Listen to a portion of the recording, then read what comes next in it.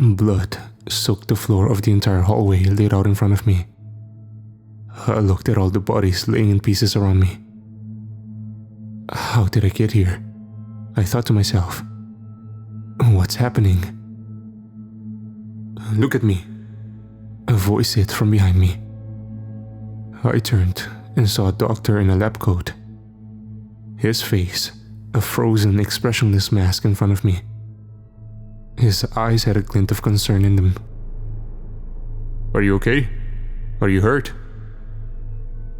What's going on? I asked, confused. He shook his head. That's a long story, he said. I have time, I responded. Then, a memory came to me. This is a mutated form of Ebola, the young woman said in front of me through her gas mask, holding the vial of clear liquid up with a gloved hand. I backed up instinctively. And just why the hell are you keeping it here? I asked, my heart racing. This is just a last resort, she said. In case the citizens ever try to rebel, we can release the virus and the federal government will go ahead and impose martial law. A dictatorship will form in the USA, and it will be run by the military, with every road blocked off and every citizen imprisoned in his house, only allowed to go out to work, if we allowed them. Well, I don't want to be anywhere near that crap, I said, angry and afraid. You should destroy it. If that gets out, it would spread like wildfire with a massive death rate. People would be bleeding out on the streets, waiting in lines for the hospital miles long as every vital service in every city shut down. It would be the end of our society. Who would do such a thing just to keep power? I came back to the present moment. The doctor staring at me with his cold grey eyes, impassively looking through me. Ah, you look like you're starting to remember, he said, the first traces of a smile forming on his face. So, it got out, I said flatly, unsurprised. Yes, sadly it did, he said. But the good news is, you have a genetic mutation. You're not even affected, except for the memory loss. The memory loss occurs in many of the immune subjects as a result of the massive release of cytokines upon first exposure. It is transient and quickly fades. The memory loss? I asked, still feeling unsure. There was too much going on, it felt like, and I only had one tiny piece of what I needed. And then, it all came flooding back to me. No memory loss, I said, grinning. I remember everything. And so I did. That morning had started like any other. I drank a cup of coffee, ate breakfast, smoked a cigarette, and got in my car to go to work. I was just a janitor at a medical research facility. It was a black ops site, requiring high security clearance, so I was paid significantly more than any other normal janitor. But this wasn't exactly what I wanted to do with my life. It wasn't my plan when I joined the army to end up mopping hallways and cleaning up vomit for a living. On the way to work, I saw a homeless man with crazy-looking hair sticking up all over his head on the city street outside our facility. He held up a cardboard sign, and across it, scrawled in black permanent marker, he had written, "The end is near. Have you made peace yet?" Fucking crazy asshole, I said to myself. He appeared to be talking to himself incessantly, a worn brown long coat covering his thin, shaking frame. I kept driving, coming to the security gate and flashing my ID card. As I walked into the building, I realized the halls were totally empty. Where was everyone? Normally doctors, nurses, scientists, patients, and family members crowded the hallways, and I had a hard time passing through. This was one of the few places that accepted poor people from the surrounding area for medical research trials. They had experimental cancer treatments that they gave low-income patients for free, as long as they sign an NDA and agree to be subjected to medical testing whenever necessary. But there were far darker things in this building than that. The bottom floors also tested out new mutations and biological weapons agents, as well as certain experimental chemical weapons, mostly on prisoners or homeless people, or others that no one would notice were missing. "Anthony," someone said from behind me. I turned to notice a beautiful, red-headed young female doctor standing there. One I had talked to only a few times before, named Dr. Kreutzmann. "Hi, Dr. Kreutzmann," I said happily, sipping at my coffee. "Where is everyone today?" "Today is a special day," she said cryptically. "We're testing out a new agent. No one is allowed in that is not necessary for the hospital's function or for the test we're carrying out.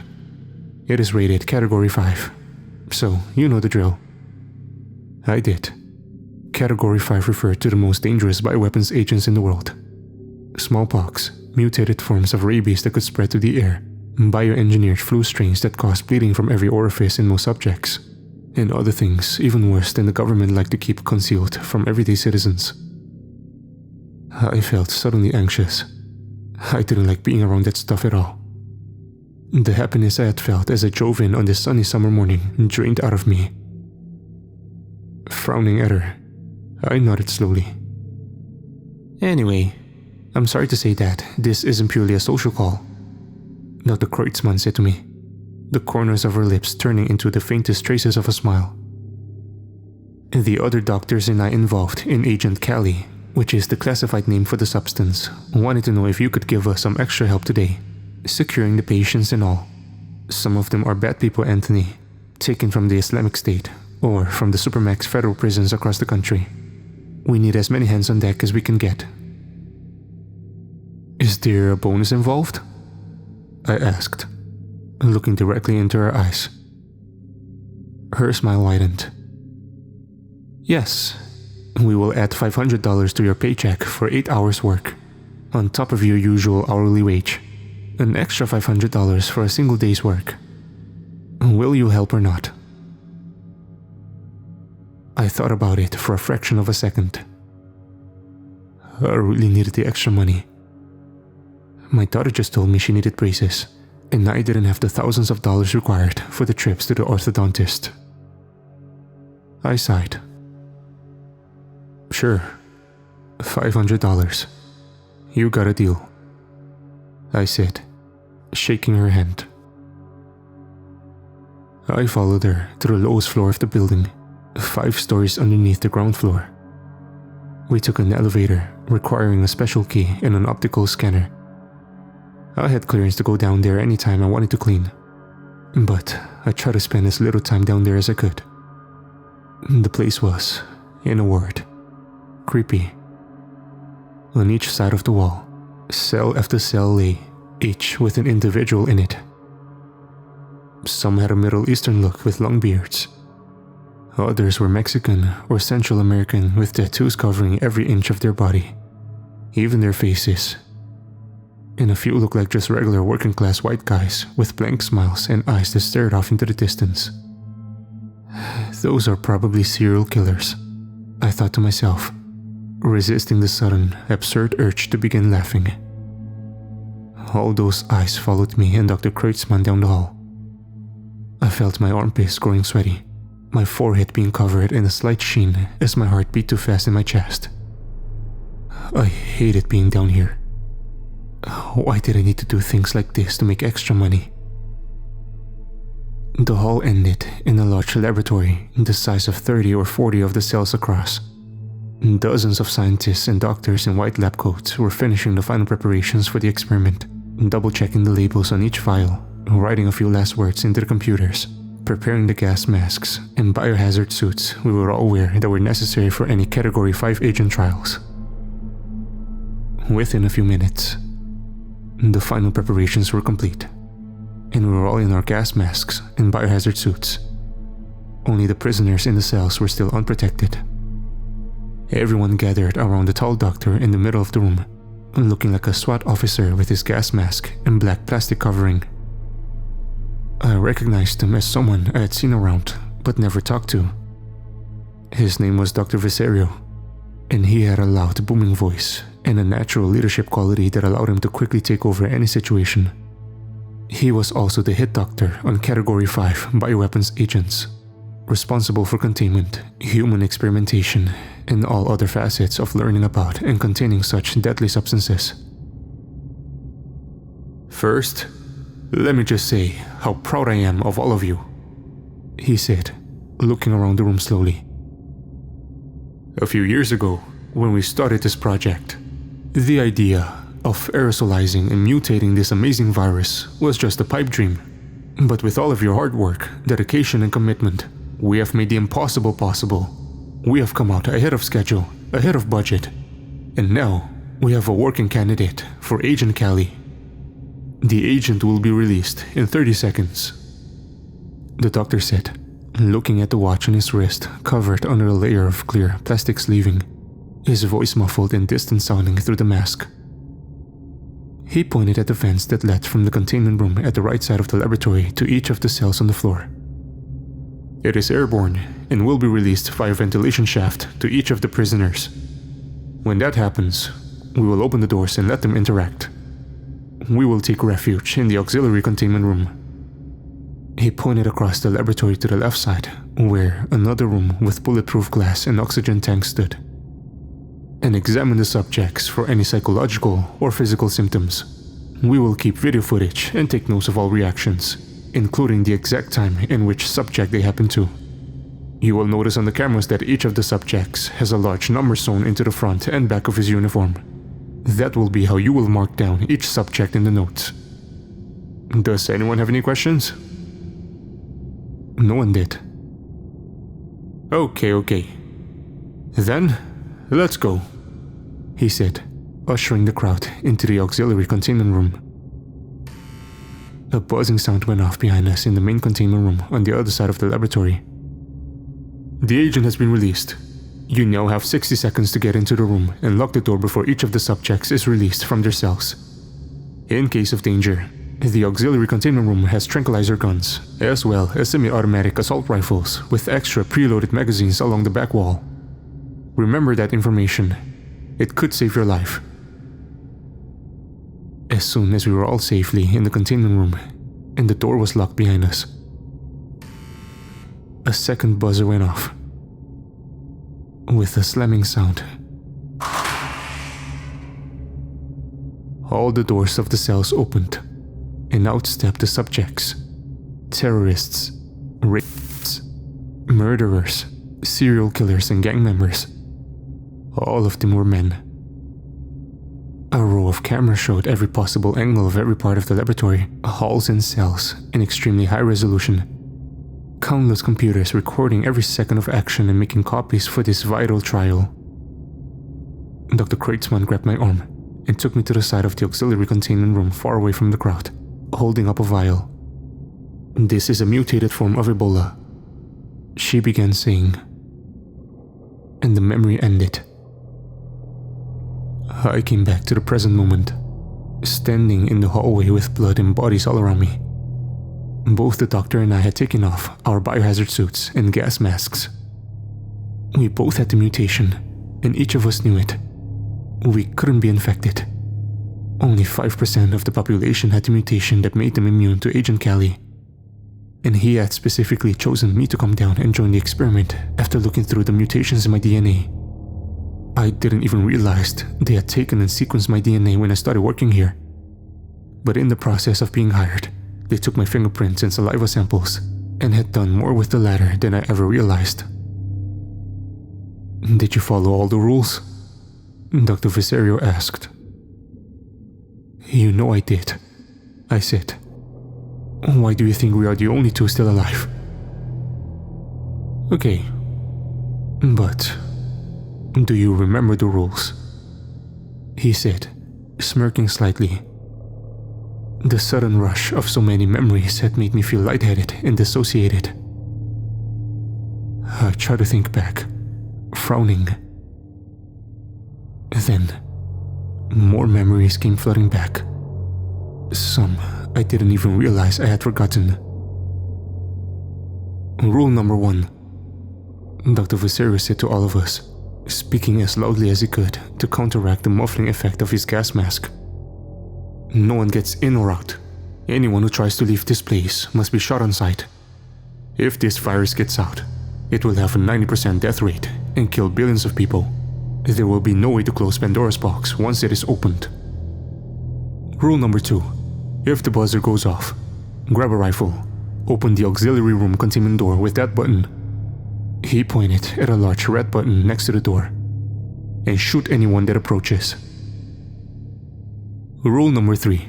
If the lights start flashing, close your eyes and keep them closed while you count to 100.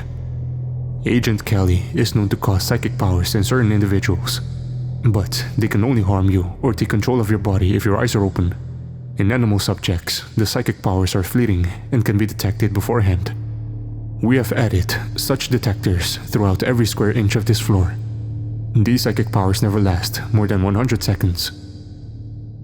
He finished speaking, putting his arms down. The silence felt deafening. I noticed there were no rules about taking off our biohazard suits or gas masks. I didn't realize it then, but they offered no protection against Agent Kelly. Everyone in both the auxiliary containment room and all of the cells had already been exposed. The virus was so small that it was able to slip underneath the microscopic cracks of the door to the containment rooms, or even slip through the gas masks, or get underneath the biohazard suits and be absorbed through the skin. The speed at which the virus began working on the subjects was astounding. Within 60 seconds after leaving their cells, some of them were crying blood, their eyes covered in a layer of crimson tears. Others began bleeding out of every orifice, throwing up blood across the floors of the hallway while more flowed out of their eyes and ears. These most susceptible people quickly dropped, perhaps 50% of the subjects. And within minutes of watching the cameras, bodies littered the entire place. But those who only cried blood were the most interesting of all. One of them, a huge blonde serial killer with the number 22 on his shirt, looked at a Mexican man across the hall with the number 37 on his shirt. Within seconds, the Mexican man flew up into the ceiling, as if pulled by invisible hands, his neck snapping as he hit the metal top of the hallway. Then, he fell to the floor, limp as a rag doll, his bloody eyes staring blankly up as he died. The lights began flashing, and the doctor said, "Here it comes. It's starting. Prepare yourselves." I felt anything but prepared. I closed my eyes and listened. Outside, I heard terrible shrieks, bodies flying around as they hit the walls and ceilings.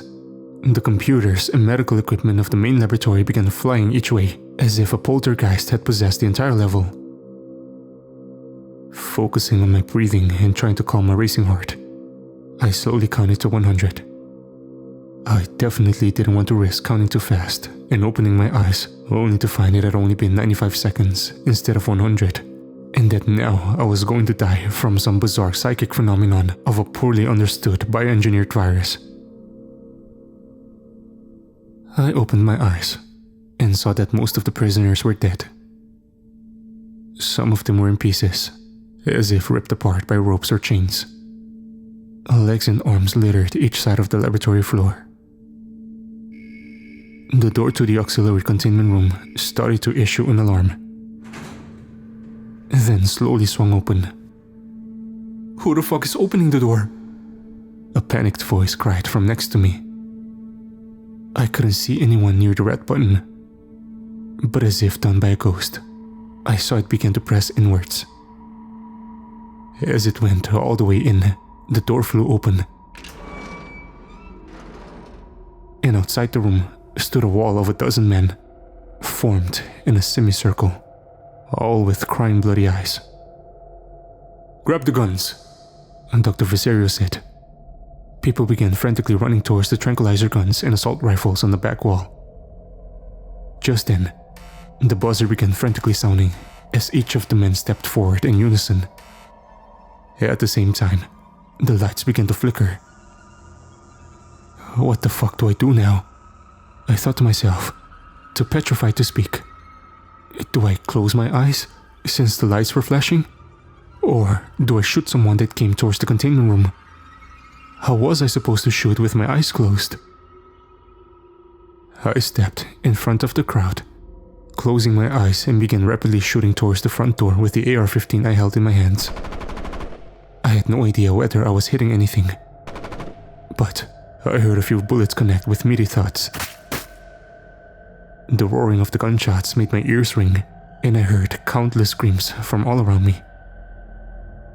I tried to block it out and find some center of peace inside during the mayhem. I slowly counted to 100 as I kept firing. And to my surprise, when I reached 100 and opened my eyes, I was still alive. I couldn't say the same for most of the staff in the auxiliary containment room. Many of them had been ripped to shreds, pieces of skin and muscle littering the walls and tables, gore completely covering the screens of the security camera feeds. Looking around, I saw only Dr. Kreutzmann and Dr. Viserio and myself still standing. The dozens of other staff members, doctors, and scientists all died while I had my eyes closed. Then, in a moment of total horror, I heard the elevator doors opening down the hall. I sprinted blindly, changing the detachable magazine with a fresh one as I went, almost slipping on the trails of blood and body pieces everywhere, but made it just as the elevator door started to close. The tall blonde serial killer with the number 22 was standing there, crying blood and smiling from ear to ear.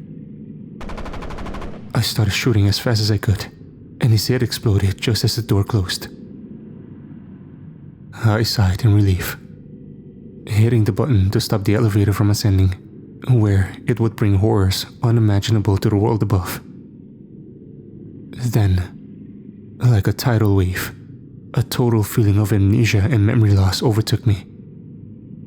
I found myself standing there, trying to remember what I was doing or who I was, but nothing came to me. I came back to the present, where Dr. Viserio and I stood, looking at each other. What happened to Dr. Kreutzmann? I asked. And he shook his head sadly. She didn't end up having the mutation. She bled out a few minutes ago. Just then, the elevator door pinged, and a man stepped out. Crazy hair all over his head, his worn brown long coat showing holes all over. He looked past me, staring with hatred at Dr. Viserio, and took a handgun out of his inner coat pocket, shooting the doctor in the head before I could respond. Remembering rule number 1, I raised my rifle towards him. He put his hands up. "You don't have to do that," he said. Look, Dr. Viserio was a sick and sadistic man. He had to die. The man pulled out a wallet from his pocket, showing me a CIA badge. He didn't have clearance to begin human experimentation with Agent Callie. Now, we have to destroy this entire building, and we both need to get out of here. Aren't you going to get sick though? I asked, unsure. I wondered whether I should shoot him, whether this was some sort of trick. No, like you, I have the mutation, but we have to go now. The CIA is going to blow up this building in 15 minutes. We'll just say it was a gas leak or something. That's not my department to make up cover stories. But you're innocent in all of this. So come with me, let's get the hell out of this place. And I did. We ascended up the elevator, and there was a black Ford Taurus waiting for us outside, which took us far away from that den of horrors. They had me sign an NDA, which said I would never tell anyone what I had witnessed during the experiment with Agent Callie. They said if I broke that NDA, I would go to federal prison for the rest of my life. But they also paid me $500,000 to keep my mouth shut. The carrot and the stick, I guess. But I wasn't complaining. Now, I didn't have to worry about money again. For a long time.